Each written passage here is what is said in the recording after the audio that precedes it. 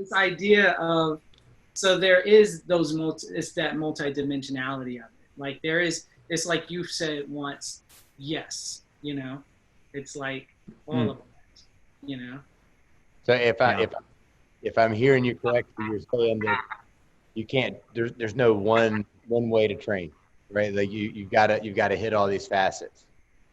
Yeah, if you're a life learner, I think so. And it's okay if you get to a point where you just really want to focus on one aspect of it, but knowing that, instead of saying like this is the only way, just say this is the way I'm embracing at this time. But it doesn't mean that that's your way, you know. Um, and Yeah, I think that's a really is difficult. Yeah, that's a really good explanation, Hakeem. Certainly appreciate that. Hardy, I mean, you posed the question, but what's your viewpoint on that? I think if we're studying martial arts, right? Martial sort of meaning of war, referring to dealing with violence.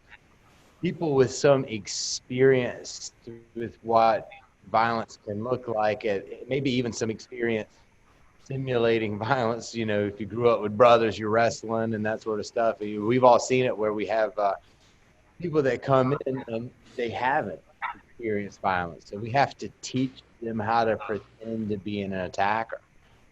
We have to give them the tools to pretend. And some people pick it up fairly well, but some people it takes a long time to get that across. Like Hakeem was saying, I know for me, I relied on what I relied on heavily, which was, past athleticism, moving up through the ranks, and had to do exactly the same thing when I came in front of that fifth degree testing board. And I had to let it go and move from a place that wasn't from fast twitch muscle fiber, wasn't from that. But I don't know that I would have appreciated the change had I not had it juxtaposed against what I was coming into the situation with. So again, having two other guys to speak with that are of the level that you're with, I thought it'd be a fun question to pose. Yeah. When I think of it is a fun topic to discuss because we have such a wide variety of personality types and backgrounds that, I mean, let's face it, most martial arts do, right? People that go in to study martial arts, they're coming from a variety of different backgrounds. So specifically, what we were just referring to is at this high level of, attaining this master practitioner status within our art.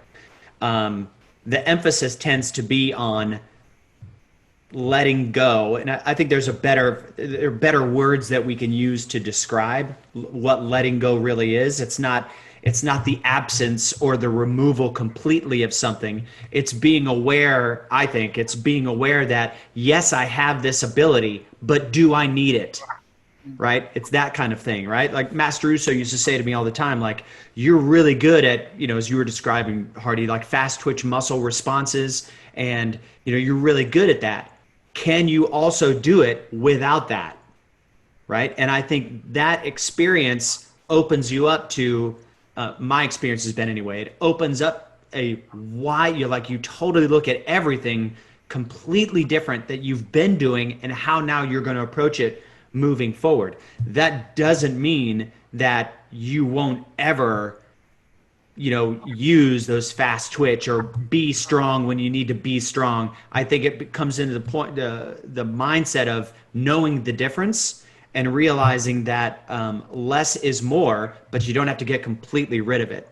It's there. Now, with our experience and our different backgrounds, I think everybody is going to come into this at their own level of what they've experienced as conflict or violence, growing up. Some people have never laid hands on someone else. Some people have never had hands laid on them. Some people have had the opposite experience where that's all they did was lay hands on somebody else, and their growing up was in a violent culture, whether it be at home or on the street with their friends or no matter where. So you've got this wide variety. So I think what makes our art so unique as well is that we can prescribe, if we're in tune with that person, we can prescribe to them what it is like in their experience to have a pressurized, not a violent moment, but a pressurized scenario to where they are going to feel like, for me, this is extremely nerve wracking, right? And then from there, how do you respond to that, right? So for Hakim, and this may lead into being on one of the programs that I want to discuss that you were in. This is, we're going to put you in an environment where you have a loincloth and a bag, and we're going to set you out into the wild, and we'll see you in a couple weeks. Take care of yourself.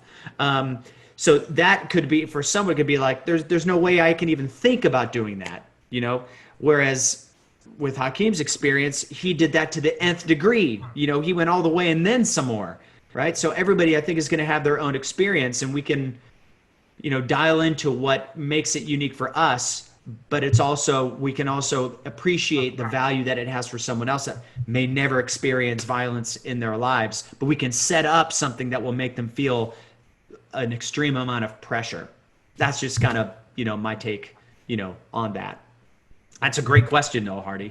And I think at some point, anybody that's watching this that is training in our art, these are things that you want to ask yourself, no matter what level of training that you're at. And don't keep it to yourself. Ask your teachers about it. Ask seniors. Ask those that have been in front of you or before you with this. And, jump into those questions. Don't keep them to yourself. So, yeah, great question. And if we may segue, Hakim, tell us about how you got into Naked and Afraid.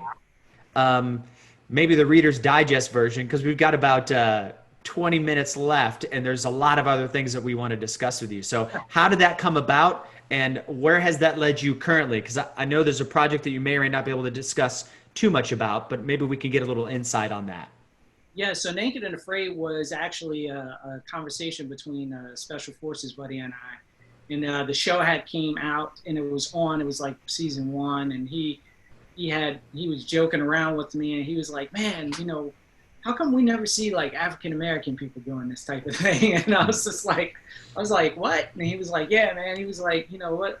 And so we went back and forth in a joking manner, but I'm not always an alpha mentality, but sometimes I can morph into one if I'm around the right person. And so since he's got that Special Forces mindset, we went back and forth.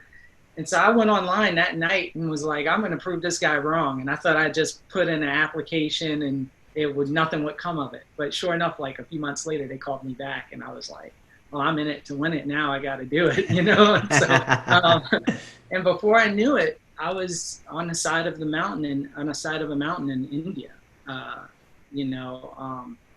and this experience, this really tough experience that changed the way I viewed a lot of things in my life, was there. I was right there at a temple.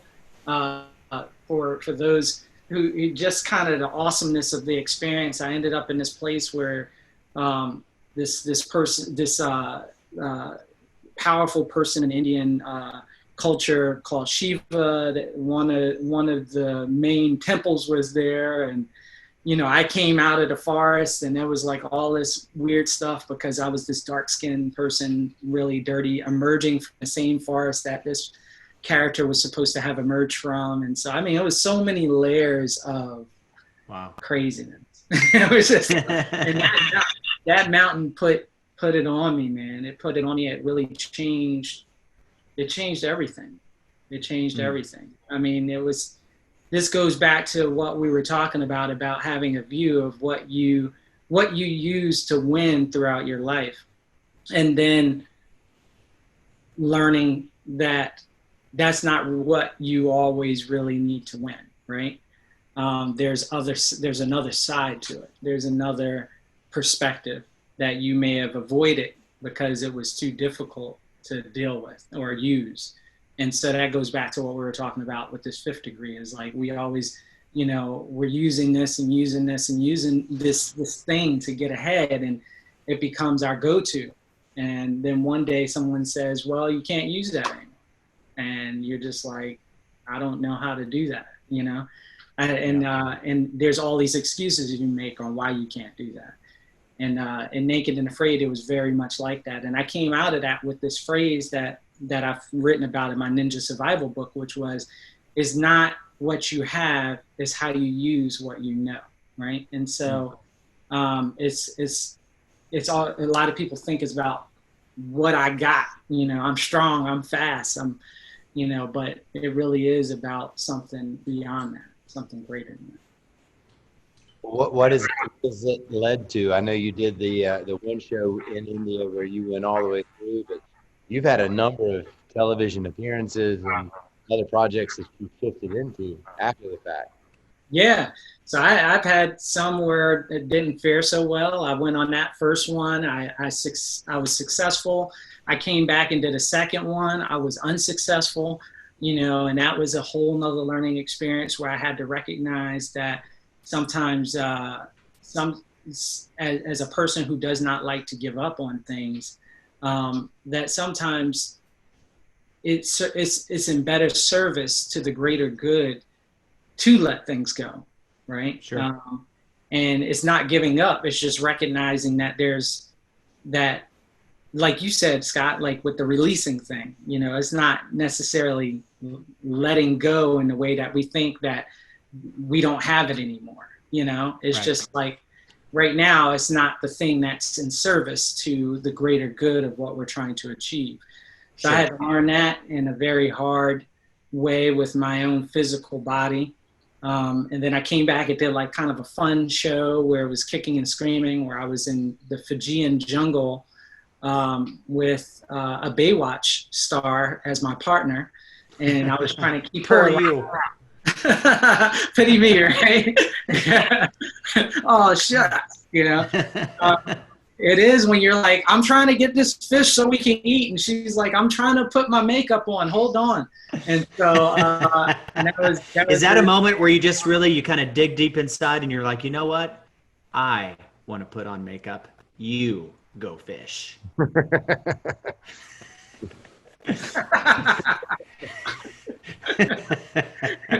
I plead the fifth. Yeah.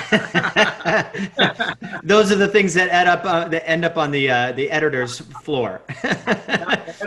But you know, you made a good point, Hakim, in that, you know, we have to look at, again, the side that people don't see as well, coming from an entertainment perspective, in that, you know, what you were doing while you were pushing your limitations, you were also part of an entertainment program. I mean, no doubt about it. So I would assume, knowing you and knowing how television production to a certain degree works, you had to make a choice whether I'm going to do this for the sake of I'm using my words here, of course. I'm going to push this for the sake of entertainment and the value of the show, or I'm going to say to myself, there are other things that are more important to me than someone else's value on this television program. I need to make a choice on what's going to be the greater good for the direction that I'm going as a person, not so much going as an entertainer on someone else's show. Exactly. That's harder than what people would think, because I mean that is directly connected to your ego, you know. Sure. And it's a huge portion. It was hard for me. It was very hard for me to get out of that and say, nope, I got a family at home and I got a business to run and I gotta, you know, and I got these guys who are trying to carry me through this right now. And, you know, I was like, there's all these things. And meanwhile, you know, there's that other side of me where it was literally just about me, you know, not about the physical me, about the egotistical me. And Sure. it was just like, you know, I'm willing to die. I just got to get through this, you know, but these guys weren't going to let me die. They were going to be there. I was on a team at that time. They were going to suffer for me, you know, and then I would have had to come back home with all my ailments, and then family would have had to suffer. But it was really difficult to get out of my way on that and to really to really let that go. So that was that. And then I just got done doing another show several months before Corona hit. I was in China. I was on the Tibetan Plateau. And I was, it was like a competition survival thing. And that was tough. I mean, that was like super tough. Like I had clothes on and, but things had time limits, you can imagine if someone is just tuning in right now to the show and they come on and the first thing they hear is that was really tough. I mean, I had clothes on. It was challenging.